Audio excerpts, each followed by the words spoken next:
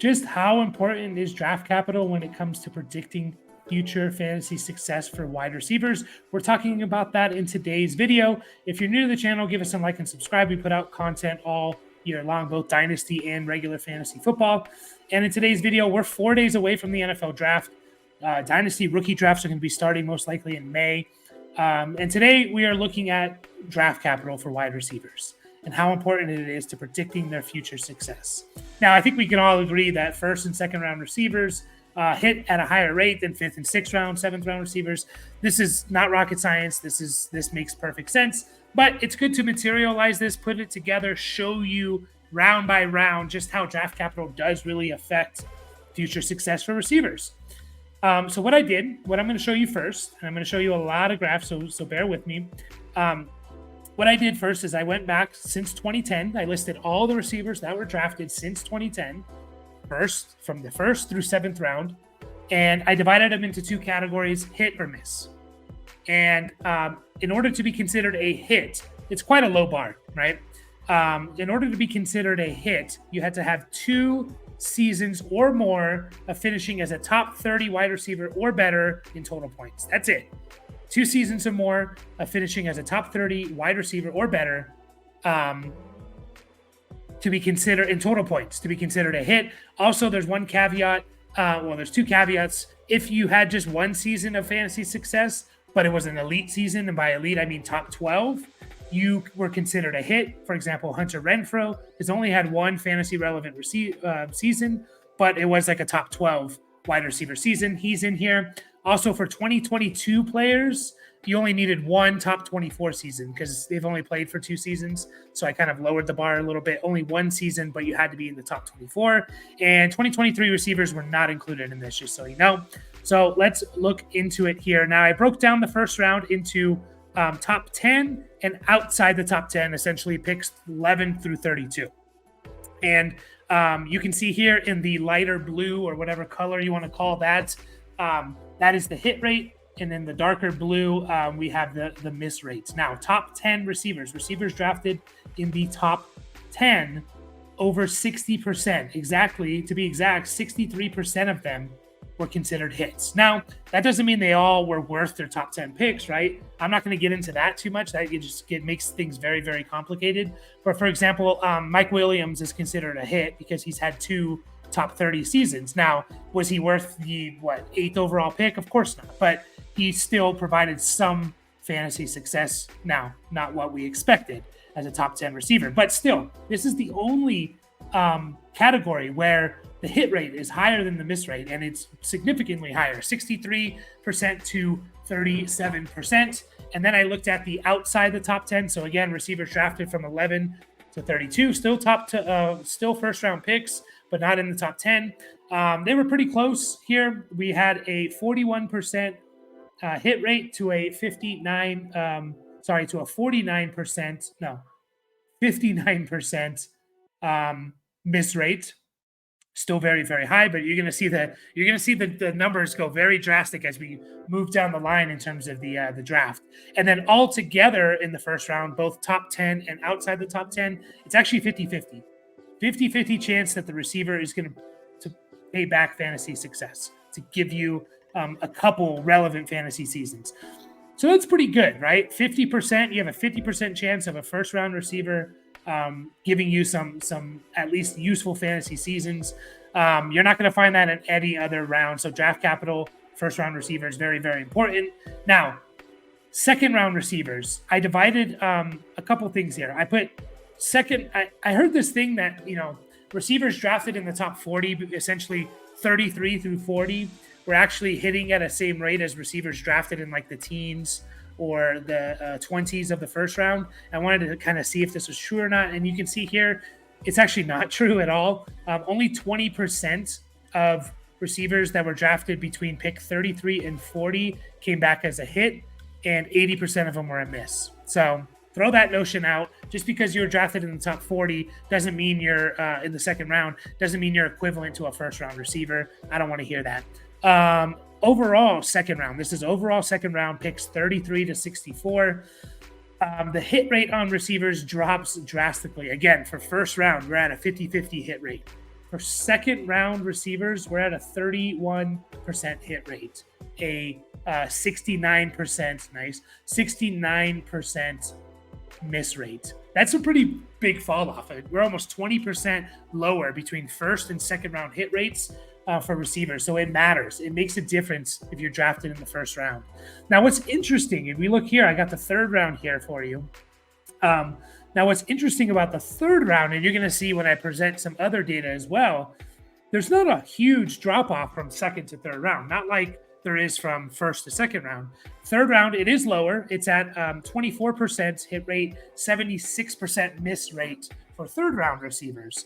So only a 7% drop off between second and third round hit rates, which I found interesting because as I'm going to show you in a later graph here, there's not a huge difference between the second and third round receivers. And again, I think that's important because, don't necessarily just go in order in your dynasty rookie draft. Well, let's just say Jonathan Mingo was drafted as a second round pick. I have to take him over Tank Dell, even though you loved Tank Dell going into the process, but Tank Dell got third round draft capital.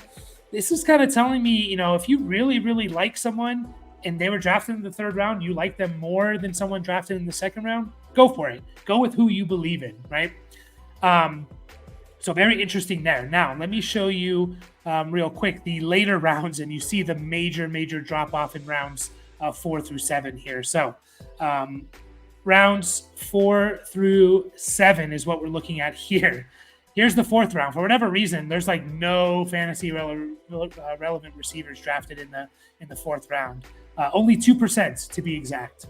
There's been 60 receivers drafted in the fourth round since 2010 to 2022. Only 2 of them have been fantasy relevant.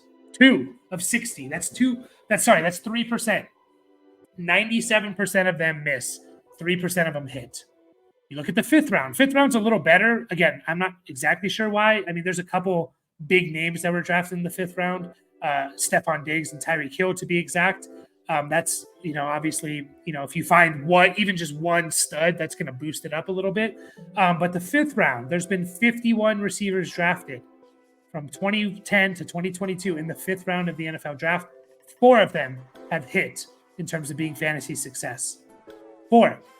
8%, 92% of them bust. 92% of them bust. Since the sixth round here, there's been 65 receivers drafted in the sixth round since 2010. Only one of them, Antonio Brown, has been fantasy successful. 2%, 98% of them are busts. 98% are busts. And seventh round, there hasn't been one fantasy relevant receiver in terms of a hit rate, multiple seasons. 0.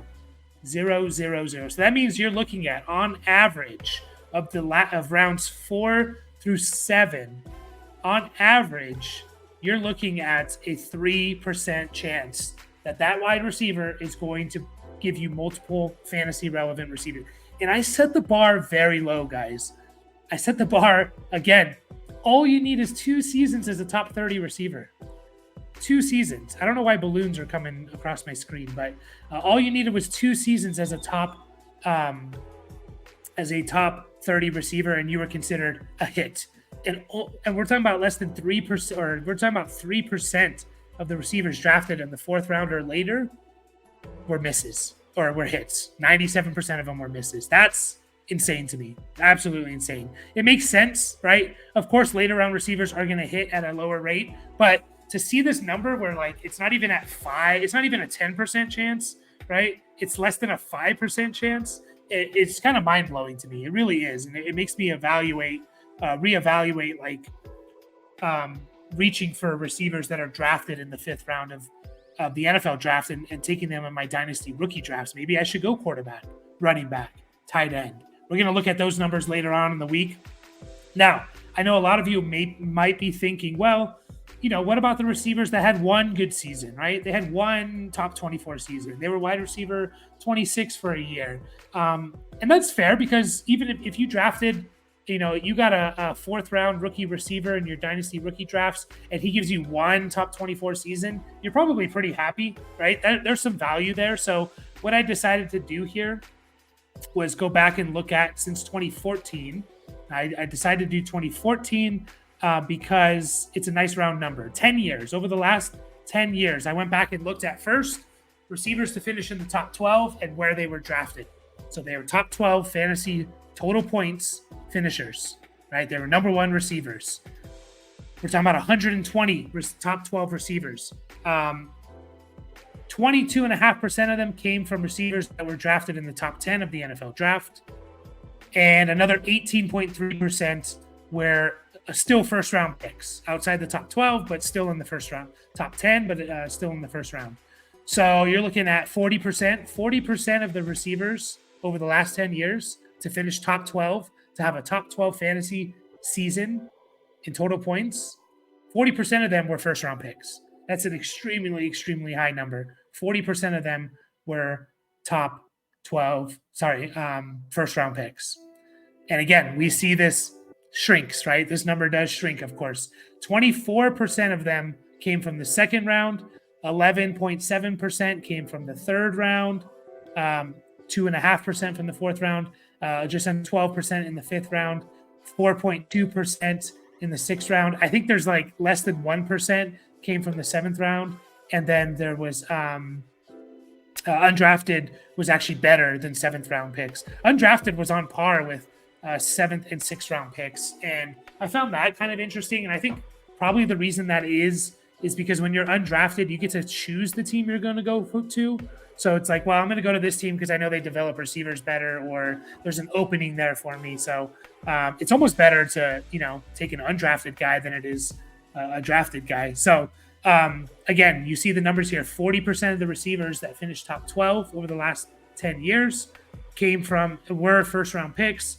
And if you combine first and second round picks, we're talking about over almost 65%, or just about 65%. I think exactly 65% of the receivers that finished top 12 over the last 10 years were first or second round picks. That's where your fantasy production is coming from, unless you get the unicorns of the Antonio Browns, right? The Stephon Diggs or the Tyreek Hills, yeah?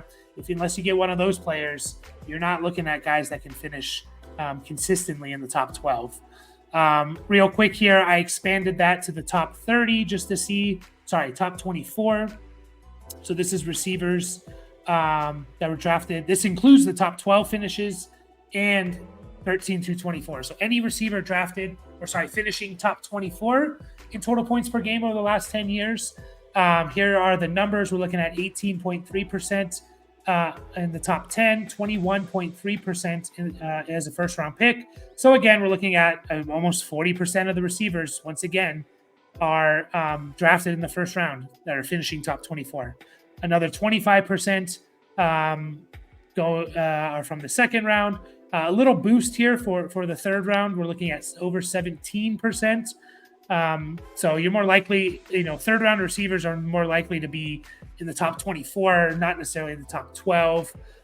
We see fourth round. You see the numbers here, guys, 7.9, 2.1. Again, undrafted is actually more than sixth and seventh round picks. So stay away from sixth and seventh round picks in the NFL draft. Go for the undrafted guys is what I'm learning.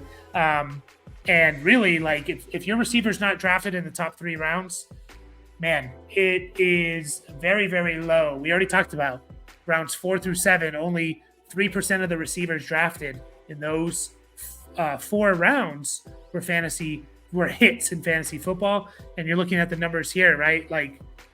You do get the 5th round boost from guys like Stephon Diggs and Tyreek Hill, but if you don't have those guys, this number is extremely low as well. So, and then last up, guys, since we're talking about top 30, I did the same thing, and I looked at the top 30 receivers here, and the top 30 receivers are listed here. Again, a little bit lower. You have 37, just over 37% were first round picks.